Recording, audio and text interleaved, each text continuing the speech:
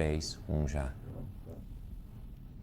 Olá, o meu nome é Graham Hank, sou professor de neurologia na Universidade da Austrália Ocidental e neurologista no Hospital Sir Charles Gairdner, em Perth, na Austrália. O termo AVC pode ter vários significados.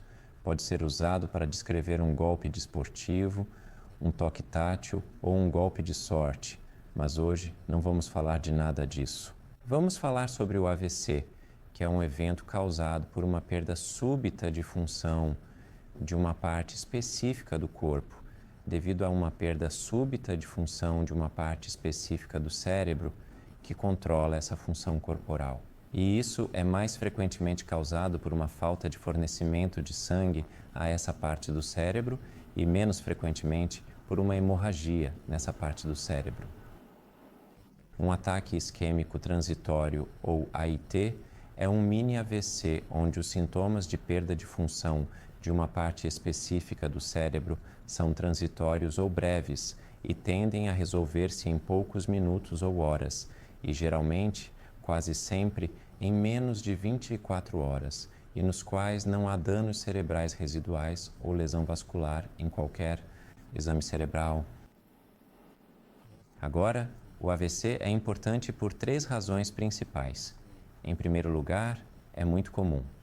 O AVC afeta cerca de 2 em cada 1.000 pessoas por ano, e os ataques isquêmicos transitórios, ou AITs, afetam cerca de 1 em cada 1.000 pessoas por ano. Como resultado, cerca de 1 em cada 6 de nós terá um AVC em algum momento das nossas vidas. Em segundo lugar, o AVC é importante porque é fatal em cerca de 1/5 a 1/4 das pessoas e em metade dos sobreviventes é incapacitante. Em terceiro lugar, o AVC é importante porque é evitável em quase 80 a 90% de todos os casos se conseguirmos reconhecer e modificar a causa subjacente ou as condições ou fatores de risco que aumentam o nosso risco de AVC. Existem 2 tipos principais de AVC. O menos comum, em cerca de 1/5 das pessoas, é uma hemorragia no cérebro devido a um vaso sanguíneo rompido no cérebro. E isso é mais frequentemente devido à exposição prolongada à pressão arterial alta ao longo das nossas vidas, porque a pressão arterial alta pode danificar os pequenos vasos sanguíneos no cérebro e torná-los fracos e propensos a romper. Outra causa cada vez mais comum de hemorragia no cérebro na nossa comunidade é a exposição ao álcool e a outras drogas, como as anfetaminas, e também alguns dos compostos em medicamentos para a tosse e constipações que podem aumentar a nossa pressão arterial. Mas a principal causa de AVC é um vaso sanguíneo bloqueado no cérebro, causando o que se chama um AVC isquêmico, onde há falta de fornecimento de sangue. E as causas mais comuns de um AVC isquêmico são a embolia ou a separação de um coágulo de sangue do coração, que pode estar doente devido a um batimento cardíaco irregular, chamado fibrilação auricular, ou a um ataque cardíaco anterior. A outra causa comum de AVC isquêmico, onde há falta de fornecimento de sangue a uma parte do cérebro, é a embolia de coágulos que se formam nas artérias no peito, no pescoço e no cérebro, que fornecem o cérebro. E a doença dos vasos sanguíneos mais comum é o endurecimento das artérias, ou aterosclerose, também chamado ateroma. Então, como podemos reduzir o nosso risco de AVC? A primeira coisa é ser capaz de avaliá-lo e precisamos saber se temos fatores de risco para o AVC. O fator de risco mais comum para o AVC é a pressão arterial alta. Esta é a causa de cerca de 1 em cada 3 AVCs. Todos temos uma pressão arterial e a pressão arterial média é de cerca de 120 milímetros de mercúrio sistólica e 80 milímetros de mercúrio diastólica. Para cada aumento de 10 milímetros na pressão arterial sistólica e 5 milímetros na pressão arterial diastólica, o risco de AVC aumenta cerca de 20 a 30%. Portanto, se conseguirmos reduzir a nossa pressão arterial em apenas 10 sistólica e 5 diastólica, poderíamos reduzir o nosso risco de AVC em cerca de 30%. As formas de baixar a nossa pressão arterial são não adicionar sal à nossa dieta, comer alimentos com baixo teor de sal, reduzir o consumo de álcool e também alterar o nosso estilo de vida em termos de aumentar a atividade física e reduzir o nosso peso corporal para um peso corporal ideal, para que não estejamos com excesso de peso ou obesos. Também é ideal se pudermos tentar reduzir os estresses psicossociais na nossa vida, que também podem aumentar a pressão arterial, mas isso pode ser mais fácil de dizer do que fazer.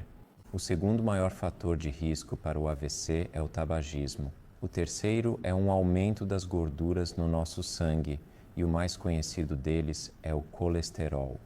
E podemos reduzir os níveis de colesterol no nosso sangue, reduzindo o teor de gordura saturada na nossa dieta, o teor de gordura transsaturada e a ingestão calórica na nossa dieta, bem como aumentando a nossa atividade física e mantendo um peso corporal ideal, se possível. O quarto maior fator de risco é a diabetes, que está inerentemente associada ao excesso de peso e ao consumo de gorduras elevadas na nossa dieta.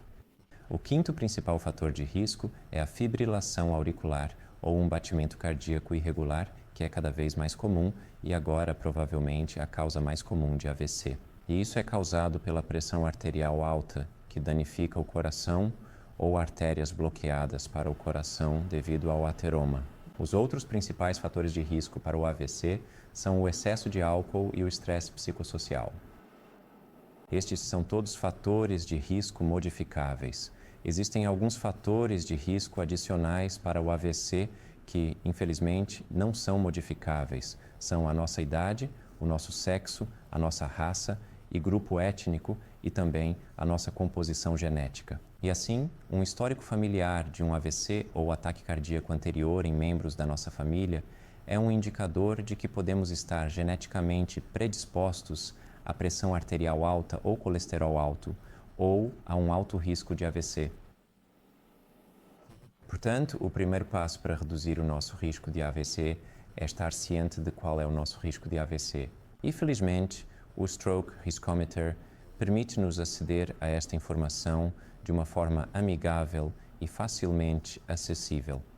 O Stroke Riskometer permite-nos introduzir os nossos fatores de risco não modificáveis, como a nossa idade e sexo, raça e grupo étnico, e também o nosso histórico familiar de AVC. E também nos permite introduzir os nossos fatores de risco de estilo de vida modificáveis conhecidos para o AVC, como se fumamos, qual é o nosso consumo de álcool e também se temos estresses nas nossas vidas. Existem alguns fatores adicionais que o Riskometer irá perguntar, isso é a nossa pressão arterial e talvez também o nosso colesterol, histórico de diabetes e glicose no sangue em jejum. Pode ser necessário consultar o seu médico de família para obter medidas da sua pressão arterial, colesterol, glicose no sangue em jejum e hemoglobina A1C, que são marcadores de diabetes ou risco de diabetes. O Stroke Riskometer permite-nos calcular o nosso risco absoluto de ter um AVC nos próximos 5 anos e 10 anos a partir destes fatores de risco conhecidos. Também produzirá uma estimativa do risco relativo de AVC em comparação com alguém da mesma idade e sexo que nós.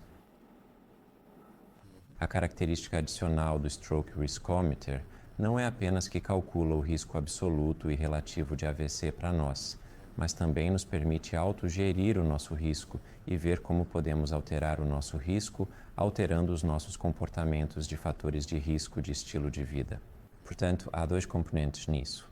Tendo avaliado o nosso risco, cabe-nos então implementar mudanças no nosso estilo de vida e reduzir o sal na nossa dieta, o consumo de álcool, obter um programa regular de exercícios, obter um peso corporal ideal e minimizar exposições a outras drogas, como anfetaminas e medicamentos para a tosse e constipações. O importante, em última análise, é então monitorizar o nosso risco e ser reavaliado, tal como faríamos com o nosso carro. Se quisermos que o nosso carro tenha longevidade, levaremos o nosso carro a um mecânico a cada 6 ou 12 meses e faremos uma avaliação e manutenção. Devemos fazer o mesmo com os nossos corpos e ir ao nosso médico de família a cada 6 ou 12 meses, conforme necessário, para avaliar os nossos fatores de risco, verificar a nossa pressão arterial, o nosso colesterol, o nosso açúcar no sangue e a hemoglobina A1C e também fazer um ECG para verificar a fibrilação auricular. Podemos então reinserir estas variáveis no medidor de risco e ver se houve uma redução no risco com as modificações no nosso comportamento. Obrigado.